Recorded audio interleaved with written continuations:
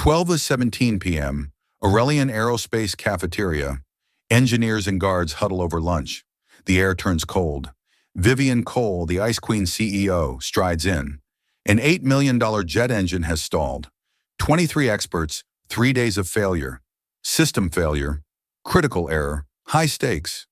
Ethan Moore, a cafeteria worker, wipes a nearby table. Vivian sneers at her team. "Why don't you try, lunch boy?" Laughter erupts. Ethan looks up, eyes dead calm. He sets down his rag. The invisible man is actually the mastermind behind the design. The joke is about to dismantle an empire. Game over. Ethan Moore had spent the last 4 years becoming a ghost. To the suits who strode through the Aurelian Aerospace Complex, he was nothing more than a figure in a stained apron, a man whose existence was measured in the number of trays he stacked and the gallons of coffee he brewed. They didn't see the calluses on his hands that didn't come from scrubbing floors, nor did they notice the way his eyes would linger on the blueprints pinned to the walls of the executive dining room. To them, he was part of the furniture, an invisible servant whose only function was to ensure their comfort while they discussed the future of flight. His day began long before the sun dared to touch the horizon. At 4 a.m., in a cramped, 2-bedroom apartment that smelled of old wood and cheap detergent, Ethan was already moving. He moved with a quiet efficiency, flipping pancakes for his 9-year-old daughter, Lucy. She was his world, the only light left in a life that had been darkened by tragedy. After his wife, Sarah, passed away in a car accident 5 years ago, Ethan had collapsed. He had been a rising star in the world of aerospace engineering, but the grief and the corporate rot he discovered shortly after her death had driven him into the shadows. He chose a job at the cafeteria not because he lacked talent, but because it offered the one thing a high-stakes engineering job couldn't. Time. Time to be the father Lucy deserved. Time to ensure she never felt the cold absence of a parent. Every morning they boarded the rusted Michelin 42 city bus. Ethan would tuck Lucy under his arm, whispering stories of the stars, promising her that their current struggle was just a temporary orbit. He worked the lunch shift, a grueling cycle of noise and grease. But as he mopped the floors of the massive factory floor, Ethan was always listening. The hum of the machinery was a language he still spoke fluently. He could hear a misaligned bearing from 50 yards away. He could feel the vibration of a failing heat shield in the soles of his boots. He remembered the smell of the lab, the thrill of a successful ignition, and the heavy weight of the ethics he once swore to uphold. Over the years, Ethan had observed a terrifying pattern in the production of the new V-Series engines. While cleaning the observation decks, he had seen the subtle tremors in the test rigs that the automated sensors were programmed to ignore. He noticed that the turbine cycles were fluctuating in a way that suggested a fundamental design flaw, a harmonic resonance that would eventually lead to a catastrophic stall. 3 months ago, driven by a lingering sense of duty, he had spent his nights drafting a detailed 40-page technical report. He used his old home computer, the keys clacking in the dead of night while Lucy slept. He sent it anonymously to the executive suite, addressed to the CEO herself, hoping against hope that someone still cared about safety. He waited for a response, for a safety stand-down, for anything. Instead, he saw his report in the break room trash bin, stained with coffee and half-eaten donuts. The message was clear. A janitor's opinion was worth less than the paper it was printed on. It was then that Ethan realized the rot wasn't just in the machines, it was in the leadership. Vivian Cole, the woman who had tossed that report, was the architect of Aurelian's current golden age. She was 40, brilliant, and possessed a heart made of liquid nitrogen. To her, leadership was about dominance. She ruled through fear, believing that a stressed employee was a productive one. She had spent millions on branding herself as a visionary, the woman who would take Aurelian to the stars on a budget that seemed too good to be true. But now her throne was shaking. The V900 jet engine, the crown jewel of her $80 billion expansion, had stalled during its final certification. For 3 days, the brightest minds in the country had poked and prodded the $8 million beast, and for 3 days it had remained a silent, expensive paperweight. The company's stock was hemorrhaging value. The board of directors was breathing down her neck, looking for someone to blame. Desperation is a dangerous emotion for a woman like Vivian. It makes her cruel. When she walked into the cafeteria that Tuesday, she wasn't looking for a meal. She was looking for a victim. She needed to humiliate her engineering team to regain her sense of power. She needed to show them that they were replaceable, that even the lowest worker in the building could do their jobs if they didn't get results soon. She saw Ethan, a man she had passed 1,000 times without a word. He was wiping a spilled soda from table 12, his movements slow and methodical. "You," she barked, her voice cutting through the lunchtime chatter like a blade. "You've been hovering around these machines for years. You probably think you're smarter than these PhDs, don't you? You probably think you have the magic touch." The cafeteria went silent. The senior engineers looked up from their salads, some with pity, most with redirected anger. Ethan slowly straightened his back, his tall frame uncurling with a dignity that seemed out of place in a grease-stained apron. He didn't look flustered. He didn't look afraid. He looked like a man who had been waiting for this moment. "I don't think that, Ms. Cole," Ethan replied quietly, his voice carrying a calm resonance. "Oh, I think you do," Vivian sneered, stepping closer until she could smell the industrial soap on his hands. "In fact, I dare you. If you're so observant, why don't you fix it? The engine is in Bay 4. If you can even get it to spark, I'll give you a bonus that'll buy you a new life. If not, well, I think we can find someone else to mop these floors.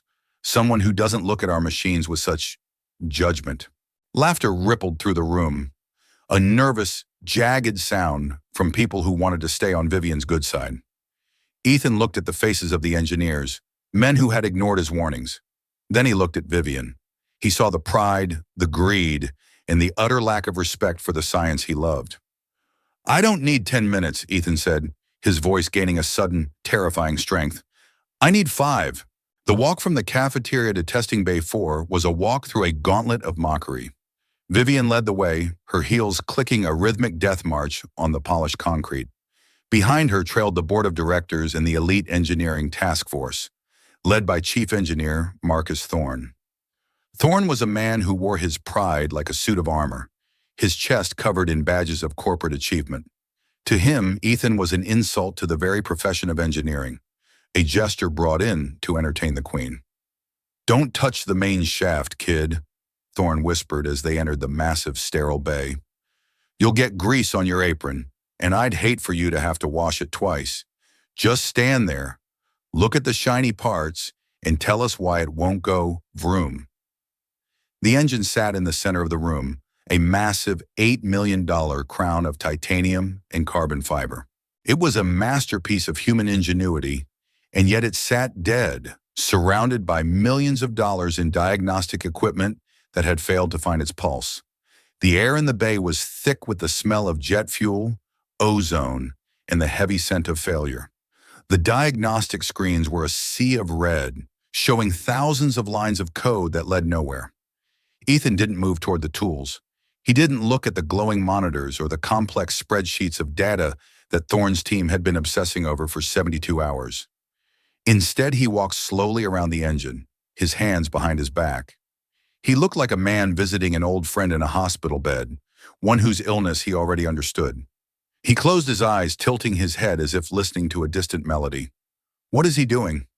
"Praying," one of the directors whispered, checking his expensive gold watch. "We have a press conference in an hour. This is a circus." "He's wasting our time," Vivian snapped, her patience finally snapping. 2 minutes gone, Ethan. Start scrubbing or start packing. I want this joke over with." Ethan ignored them. He was listening to the cooling fans, the subtle hiss of the hydraulics, and the ambient hum of the building. He was filtering out the noise of the humans and focusing on the machine. He remembered the vibrations of the V1 prototype he had built in a garage decades ago.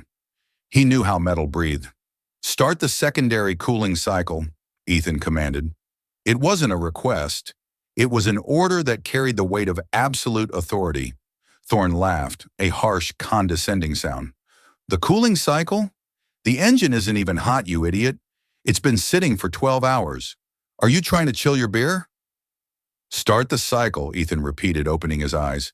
His gaze was so intense, so devoid of doubt, that the technician at the console instinctively hit the override before Thorne could stop him. The bay filled with a low-frequency whir as the pumps began to circulate fluid through the engine's core. The laughter in the room began to die down as Ethan leaned in, pressing his ear against the cold titanium casing of the high-pressure compressor.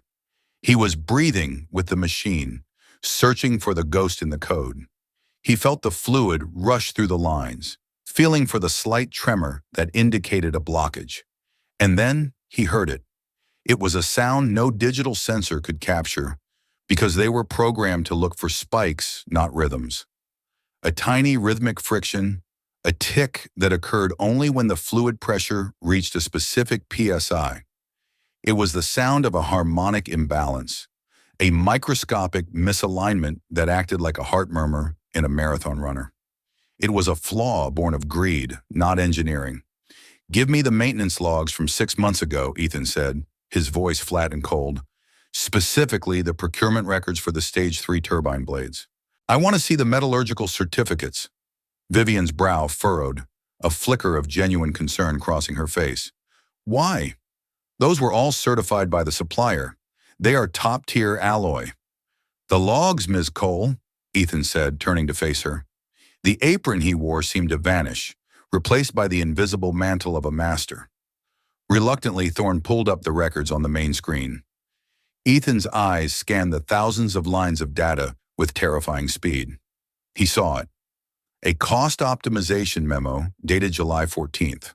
A batch of subpar nickel alloy components had been swapped in to save $200 per unit across 10,000 engines. On paper, the specs were within tolerance. In reality, they possessed a different thermal expansion rate than the rest of the engine. Under the pressure of a full ignition, they would warp just enough to choke the system. It was a ticking time bomb hidden behind a spreadsheet. "Open the secondary access panel," Ethan said, pointing to a seam near the fuel intake. "Absolutely not," Thorne barked, stepping in Ethan's way.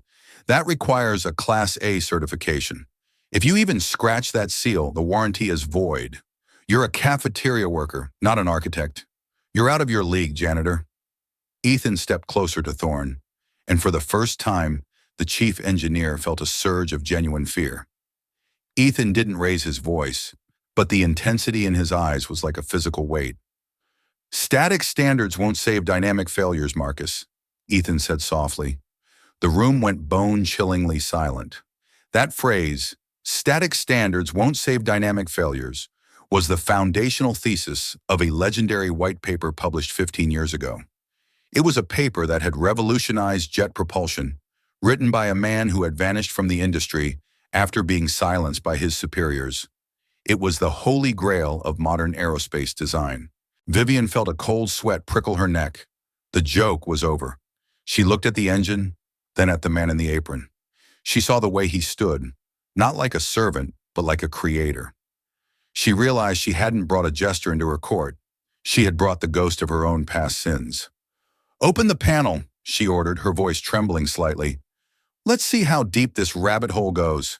The technician used a precision laser cutter to break the seal. The secondary access panel hissed open, revealing the intricate silver-veined heart of the V900. It was a labyrinth of wires and high-tensile steel, beautiful and terrifying. Ethan didn't hesitate. He reached into the dark recesses of the machine, his fingers moving with the grace of a concert pianist. He didn't need to look.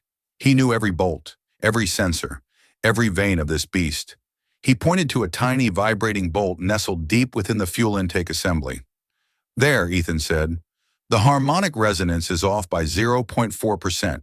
At high speeds, the vibration creates a localized vacuum seal that chokes the fuel flow. It's not a mechanical failure. It's a design-induced suicide. You built a machine that is programmed to kill itself to save a few dollars on nickel." Thorne and his team rushed forward with portable laser scanners, their faces illuminated by the blue light of the diagnostics. They were checking the numbers, desperate to prove the janitor wrong. But the data began to stream onto the overhead monitors, and the truth was undeniable. The graphs turned from green to a violent, pulsing red. Ethan was right. The engine wasn't just stalled, it was in a state of pre-explosion. If they had attempted one more high-power ignition, the entire testing bay, and everyone in it would have been vaporized in a fireball of titanium shrapnel. Vivian's face went the color of ash. She clutched the railing of the observation deck, her knuckles white. "Stop all testing," she whispered. "Evacuate the non-essential personnel. Now!" But Ethan wasn't finished. He reached into the toolbox, grabbed a simple 10mm hex wrench, a tool so basic it was almost an insult, and made a single quarter-turn adjustment to a secondary locking pin. He then reached over and toggled a manual override on the fuel pump that Thorne's team had deemed functional. "Start it up," Ethan said. Thorne hesitated, looking at Vivian. He was a man seeing his entire career flash before his eyes. She gave a curt, terrified nod. The technician hit the ignition. The V900 didn't just start, it roared. A perfect, steady blue flame erupted from the exhaust nozzle. The sound, a pure, crystalline hum that vibrated in the very marrow of their bones. The digital readouts stabilized instantly, showing efficiency levels that the engineers had thought were theoretically impossible. The unfixable engine was running at 100% efficiency. It was a miracle performed in a grease-stained apron. The room was paralyzed in a freeze moment. The board of directors, the engineers, and the most powerful woman in aerospace were all staring at a man who, 10 minutes ago, was scrubbing a soda spill. The silence was heavier than the roar of the engine. "Who are you?" Vivian asked, her voice barely audible over the engine's roar. She stepped down from the platform, her eyes searching Ethan's face as if seeing it for the first time. Ethan slowly peeled off his grease-stained apron, dropping it onto the floor. He stood there in a simple, faded t-shirt, his posture straight and regal. "My name is Ethan Moore," he said, "but 15 years ago, you knew me as the lead architect of the Aurelian project. I was the one who designed the core architecture you've been cutting corners on for a decade. I was the one who told your predecessor that if we didn't use the grade A alloys, people would die." The first twist hit the room like a physical blow. The board members whispered among themselves. Ethan wasn't just a worker. He was the ghost of Aurelian, the genius who had built the company's foundation before disappearing. He had been erased from the corporate history books after a hushed-up testing accident that had killed his best friend and colleague, David. The company had blamed David for pilot error to protect their stock price. Ethan had refused to sign the falsified report, so they had destroyed his career, blacklisted him from the industry, and threatened his family. He had stayed in the cafeteria to keep an eye on the monsters who had stolen his life's work, waiting for the day their greed would finally catch up with them. But then came the second twist, the one that would destroy an empire. Ethan reached into the pocket of his jeans and pulled out a small, laminated piece of paper. It wasn't a blueprint. It was a copy of the very report he had sent 3 months ago, the one Vivian had thrown away. But attached to it was something else, a digital decryption key printed in QR format. "You thought I was just cleaning tables, Vivian," Ethan said, his voice cold and steady. "But every time I mopped your office, I was listening. I know about the Delta 6 accounts. I know you've been funneling safety test budgets into offshore dividends to artificially inflate the Q3 earnings so you could secure your $50 million bonus." He looked at the board of directors, who were now backing away from Vivian as if she were contagious.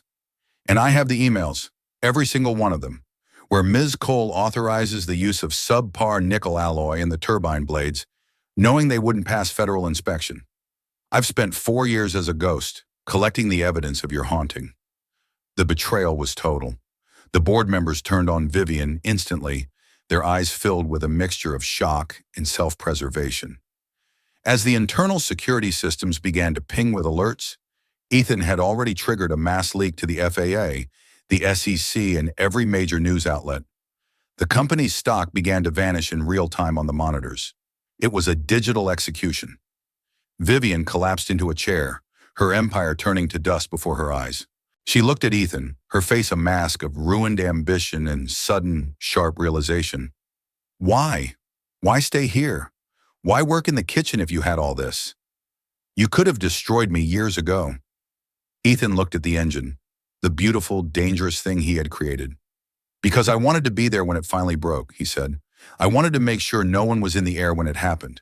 I didn't do this to destroy you, Vivian. I did it because I wanted the pilots to be safe. You just happened to be the one standing in the way of the truth. The next 48 hours were a whirlwind of fire and ink. The Aurelian Aerospace Complex, once a symbol of American industrial might, became a crime scene. Federal agents swarmed the executive offices, carrying out boxes of evidence that Ethan had meticulously indexed over 4 years of cleaning. Investigations revealed a decade of systematic fraud.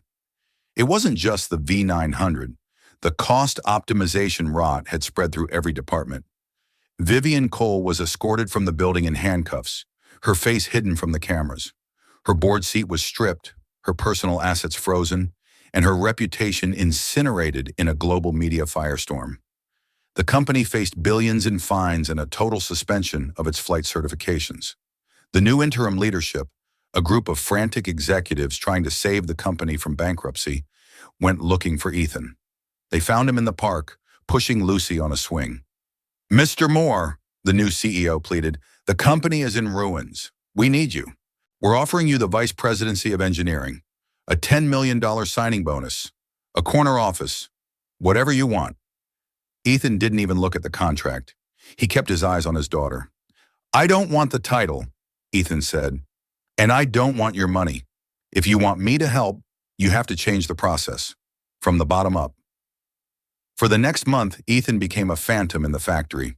He didn't sit in the executive suite. He spent his time on the floor with the mechanics and the junior engineers.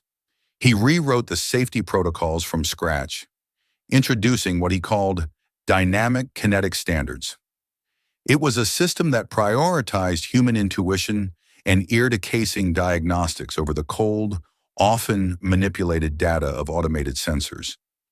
The culture of fear died with Vivian's departure. It was replaced by a culture of absolute accountability.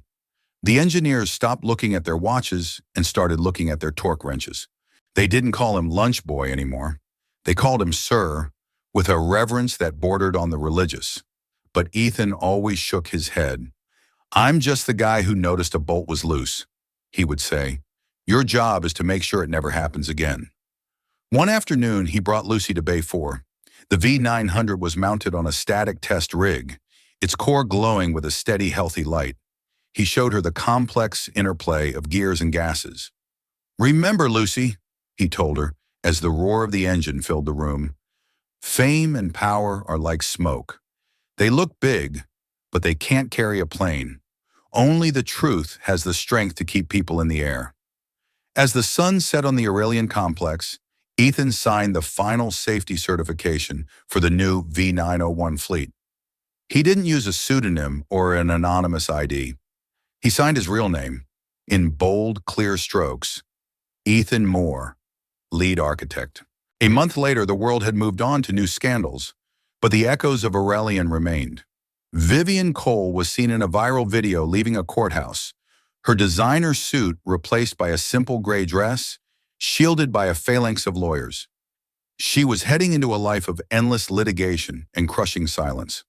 Her name, once synonymous with power, was now a footnote in a textbook on corporate ethics. The Aurelian engines were flying again. They were louder, heavier, and more expensive than Vivian's optimized versions, but they were safe. Not a single stall had been reported in 3 months of operation. The next morning, the cafeteria doors at the Aurelian complex swung open at exactly 6:00 a.m. The smell of fresh coffee and grilled bacon began to drift through the hallways. A man in a simple blue apron and a baseball cap began to prep the industrial-sized egg stations. It was Ethan. His colleagues, the cooks, the dishwashers, the servers, looked at him with a profound, silent respect. They knew he could have been sitting in a penthouse in Manhattan. They knew he was a millionaire many times over from the patents he had reclaimed. But here he was, cracking eggs and wiping counters. "Why are you still here, Ethan?" a young intern asked as he grabbed his morning coffee. "You saved the company. You're a hero." Ethan smiled, a genuine, tired smile. "I like the coffee here," he said, "and someone needs to make sure the soup isn't too salty." He had refused the executive contracts. Instead, he had accepted a role as a consulting architect with no fixed hours. He spent his mornings in the cafeteria, staying connected to the heart of the company, the people who actually did the work. By 2 p.m., he was always gone, standing at the gates of Lucy's school to walk her home. He had chosen the one thing Vivian Cole could never understand: balance. The final scene of the story took place at the edge of the Aurelian airfield. Ethan and Lucy sat on the hood of his old, now restored truck, eating sandwiches as the sun dipped below the horizon. In the distance, a massive transport jet, powered by four V901 engines, lined up on the runway. The engines throttled up, a deep, rhythmic thunder that shook the ground. As the plane accelerated and lifted into the twilight sky, its engines glowed with a perfect, steady blue flame. Ethan watched it until it was just a tiny star among thousands. He didn't need a monitor to tell him it was running perfectly. He could hear it. Power falls when it ignores the truth. But the truth? The truth is what keeps us flying. If you believe stories like this deserve to be told, leave a comment and subscribe to TT Healing Tales.